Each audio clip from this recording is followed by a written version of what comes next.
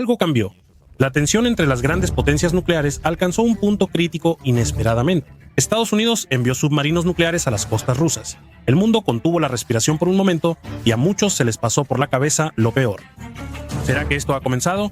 De un lado, Estados Unidos, el ejército tecnológicamente más avanzado del planeta. Por otro lado, Rusia, con gran arsenal nuclear, territorio extenso y régimen impredecible, y un conflicto amenazante que nadie quiere. Un choque entre dos titanes donde ni el vencedor sobreviviría, así se vería si realmente ocurriera. En los próximos minutos compararemos todo: el número de soldados, misiles, drones, tanques, aviones e incluso submarinos. Mostraremos un escenario realista de conflicto desde el primer disparo hasta un posible quiebre nuclear.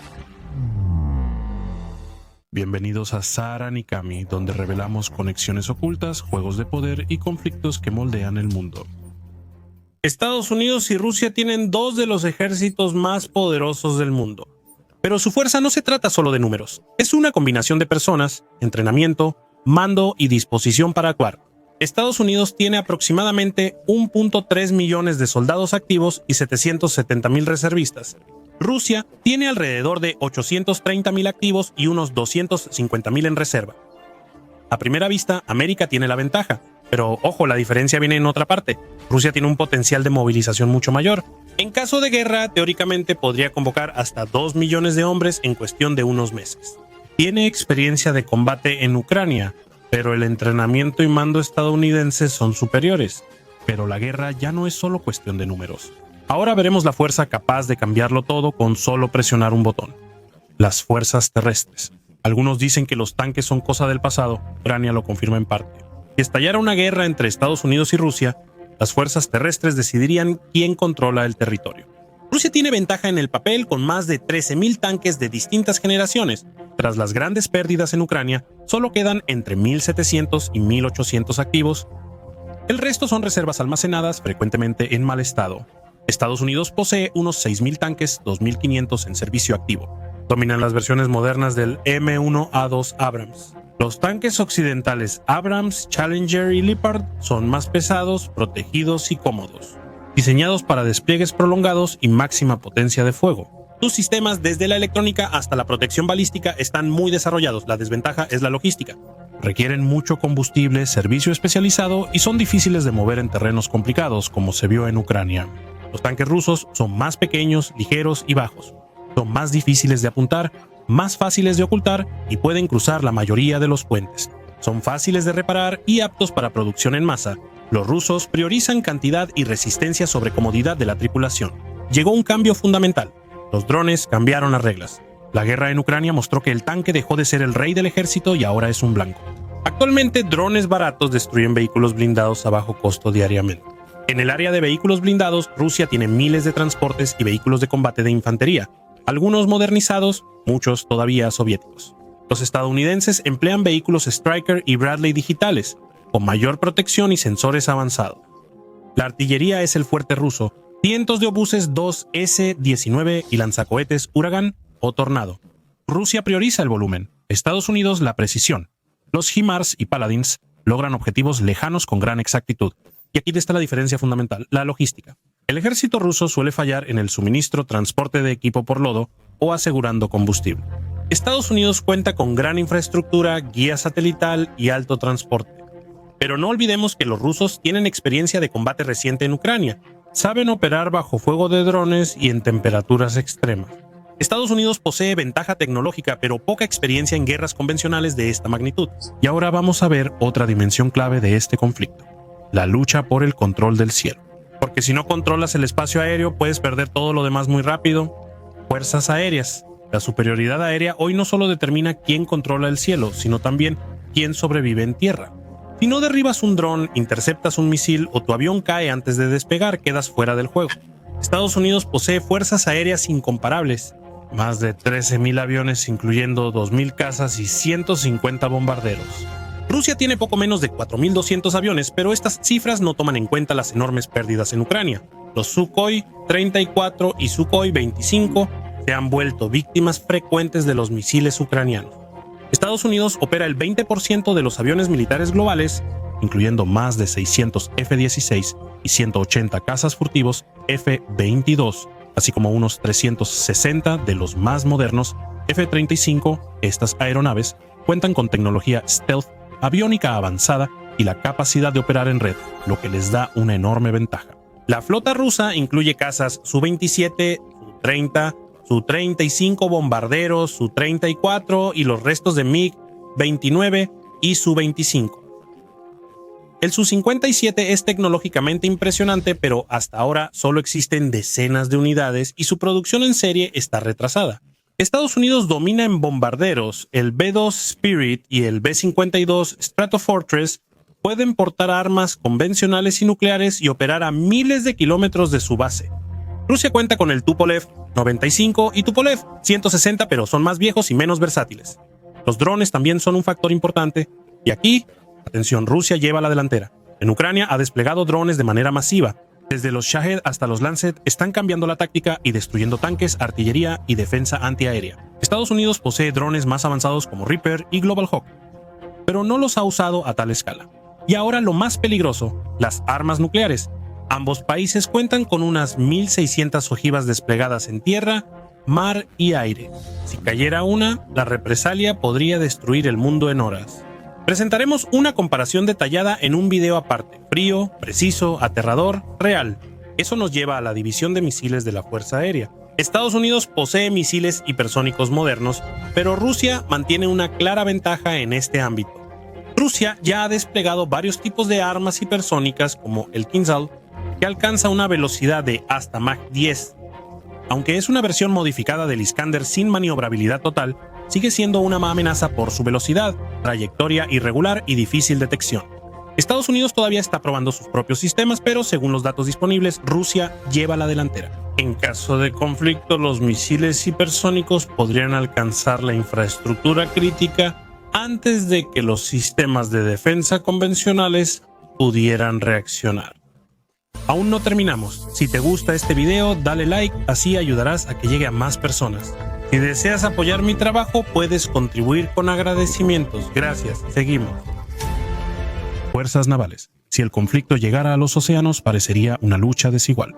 No en el número de barcos, sino en la fuerza y la capacidad de proyección.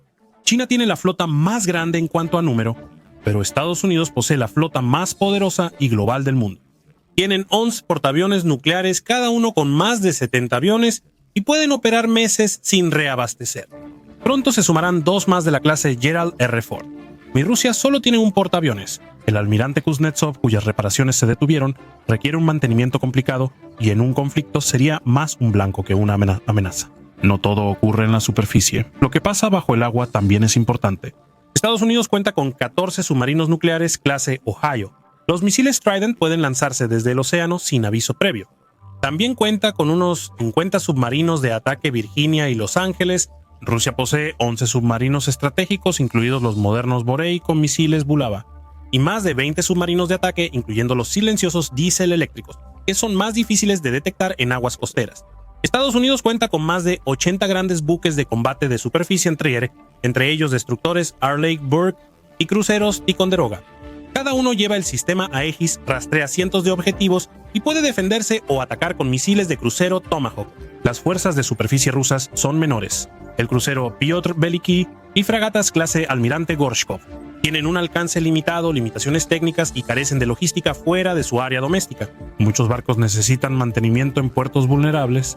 Y ahora algo aterrador, los rusos ya tienen prototipos de drones submarinos Poseidón con ojivas nucleares. Pueden cruzar el océano en silencio y destruir la costa. Estados Unidos aún no tiene nada comparable en servicio activo. La imagen es clara. Si la guerra fuera naval, Estados Unidos podría cerrar los océanos. Su flota es global, conectada, abastecida durante la navegación, apoyada por satélites, drones y defensa antiaérea. Y Rusia puede golpear fuerte, especialmente desde las profundidades, pero no aguantaría mucho tiempo. Si el conflicto pasa al agua, será un juego de silencio, señales y misiles ocultos. En el próximo capítulo mostraremos cómo podría ser si estos dos ejércitos se enfrentaran. Un escenario de guerra. ¿Cómo podría empezar un conflicto entre Estados Unidos y Rusia sin explosiones, solo ciudades enteras en silencio? Aeropuertos, radares y centros logísticos se apagarían. Un ciberataque atacaría primero de forma invisible y efectiva. Al mismo tiempo operarían dos máquinas peligrosas. Los submarinos nucleares estadounidenses clase OHIO, acechando cerca de la costa de Rusia, abrirían sus escotillas. No es un ataque, sino una muestra de determinación para disuadir y forzar al Kremlin a retroceder. La reacción rusa sería inmediata. Por la noche, Putin convocaría una reunión de crisis y se activarían los misiles. Iskander y los bombarderos Tupolev 160 Kaliningrado sería el escaparate de la disuasión nuclear. Y después vendría el momento que eriza la piel. Lanzadores móviles y misiles hipersónicos Kinzhal y Avangard dejaron de aparecer en los radares. ¿Dónde están? Nadie sabe, ese es el peor escenario. Estados Unidos enviaría una flota al Mar del Norte y Báltico. Los portaaviones Gerald R. Ford y United States Ship Eisenhower tomarían posiciones de alerta. Se activaría el Mando de Defensa Aeroespacial de América del Norte, monitoreando cada centímetro del espacio aéreo sobre América del Norte. El momento clave sería en Europa del Este. Las fuerzas de Estados Unidos en la OTAN evacuarían civiles de los países bálticos y Polonia. Las primeras unidades mecanizadas irían al corredor de Suwałki, el punto más vulnerable entre la OTAN y Rusia.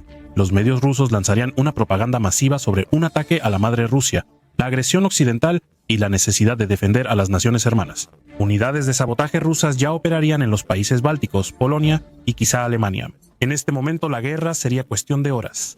Y ahora tenemos que hacernos la pregunta: si cae el primer golpe convencional, ¿cómo se verá la lucha? ¿Cómo podría empezar todo esto? Un escenario de guerra entre Estados Unidos y Rusia. Estados Unidos confirmó oficialmente el envío de 2 submarinos nucleares clase Ohio a la costa rusa, una cerca de Murmansk, la otra cerca de Kamchatka. Su ruta es secreta, pero es la señal submarina más fuerte de Estados Unidos en paz.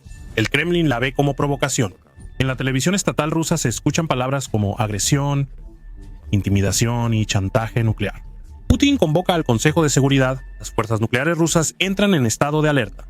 Despegan nuevos Tupolev 160 y se activan unidades de misiles cerca de Orenburgo y Tula. Y luego, el shock. No es un ataque desde el este, sino un ataque desde el oeste. La OTAN intercepta en secreto que las armas nucleares tácticas han sido trasladadas a Kaliningrado. Esa es la línea roja. Estados Unidos, tras consultas, lanza un ataque preventivo. No es un ataque nuclear, sino un golpe rápido al mando y defensa antiaérea en Kaliningrado.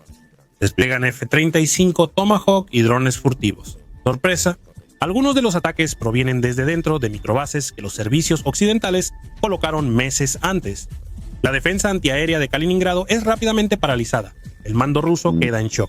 Llega un contraataque, por ahora solo convencional. Misiles Iskander alcanzan bases de la OTAN en Polonia y Lituania.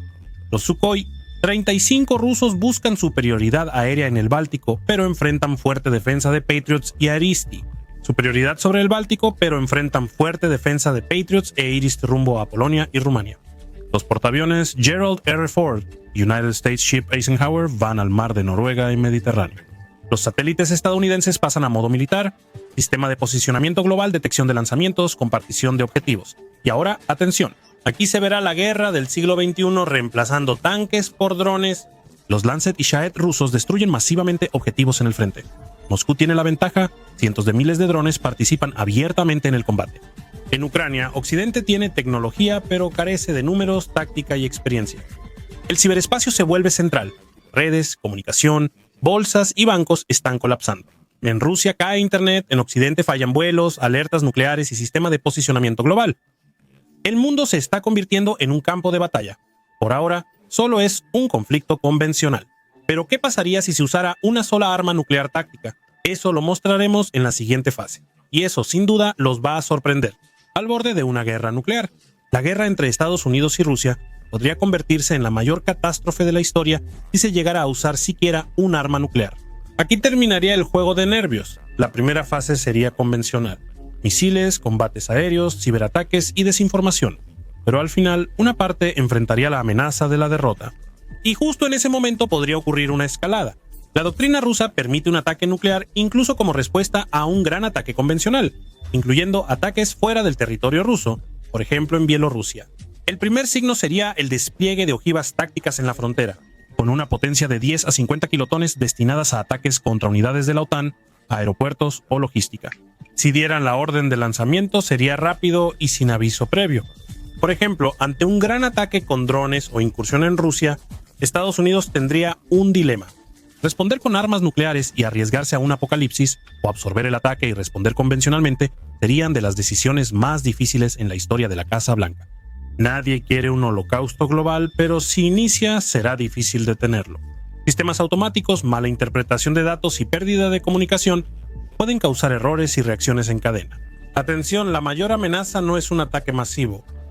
El escenario más probable es un intercambio nuclear limitado, unos cuantos ataques tácticos que desatarían el pánico y un conflicto sin retorno. La destrucción no sería solo física: colapso económico, bursátil y logístico, destrucción de satélites y oscuridad informativa mundial. Peor aún, perderíamos el control de lo que pasa. No es ciencia ficción, sino el resultado de décadas de estrategia. Por eso sigue el capítulo clave: ¿quién sobrevivirá si es que alguien lo logra? Aún no hemos terminado. Si te gustó este video, dale like, así ayudarás a que llegue a más personas. Si quieres apoyar mi trabajo, puedes hacerlo con una pequeña contribución a través de agradecimiento. Gracias, seguimos adelante. ¿Quién sobreviviría a una guerra así? Quizás te lo preguntes. ¿Es posible sobrevivir a una guerra nuclear? Entre Estados Unidos y Rusia, ¿quién tendría más probabilidad? Ciudades como Nueva York, Washington, Moscú o San Petersburgo serían destruidas en 30 minutos. Objetivos, bases, centros de mando, comunicaciones serían alcanzados por la explosión, la onda de choque, la radiación y la contaminación radiactiva. Seguiría una lluvia negra que se extendería por cientos de kilómetros. Incluso fuera de las zonas impactadas, la vida se convertiría en un infierno. Colapso de la electricidad, el agua, los alimentos, los medicamentos, desintegración del Estado, anarquía. Los modelos lo estiman. En las primeras horas morirían entre 100 y 300 millones y en meses siguientes cientos de millones más. Por radiación, hambre, enfermedades y colapso civilizatorio. La mayoría sobreviviría fuera de los principales objetivos. Por ejemplo, en partes de Sudamérica, África u Oceanía, Argentina, Nueva Zelanda, Botsuana y Chile podrían mantener cierto orden. La supervivencia del mando militar dependería de los búnkeres subterráneos, como Mount Weather en Virginia o Yamantau en los Urales. Algunos submarinos nucleares estarían semanas bajo el agua sin contacto con la superficie. Junto con estaciones de investigación aisladas, podrían ser los primeros en restablecer el contacto. Sobrevivir a la primera ola no es ganar. El mundo sufriría un invierno nuclear. El polvo de incendios taparía el cielo, bajaría la temperatura, fallarían cosechas y colapsaría el ecosistema. Algunos científicos dicen que las consecuencias a largo plazo causarían más muertes que las explosiones mismas. Otros dicen que países tecnológicamente preparados como Suiza o Finlandia podrían mantener pequeñas células de supervivencia. Lo más importante, esta guerra no se gana, solo se sobrevive, y a un precio inimaginable. ¿Es inevitable esta guerra? No es solo un conflicto militar, sino una cuestión de existencia para todos. ¿Quién tendría ventaja? En fuerza militar y económica, Estados Unidos es superior. Pero en determinación y capacidad para soportar grandes pérdidas, Rusia está lista para ir más lejos. Eso es lo que vuelve tan peligrosa esta ecuación. Incluso un error, falla técnica, mensaje incorrecto o decisión impulsiva puede causar destrucción global. Nadie sabe exactamente qué tan cerca estamos de ese límite. Algunos creen que las armas nucleares garantizan la paz, que el miedo a la guerra nos mantiene a raya. Pero, ¿y si están equivocados? ¿Y si alguien lo arriesga todo? En una guerra nuclear nadie gana. No importa la cantidad de ojivas. Lo importante es evitar una catástrofe. La voluntad de hablar. Pensar en los que vendrán después de nosotros. Si preguntan quién ganaría una guerra entre Estados Unidos y Rusia, la respuesta es clara: nadie. Si te gustó el video, te agradecería un like y asegúrate de suscribirte para que no te pierdas los próximos en los que estoy trabajando. Puedes apoyar mi trabajo con una donación y si quieres que el video llegue a más personas, haz clic en recomendar. Lo aprecio mucho.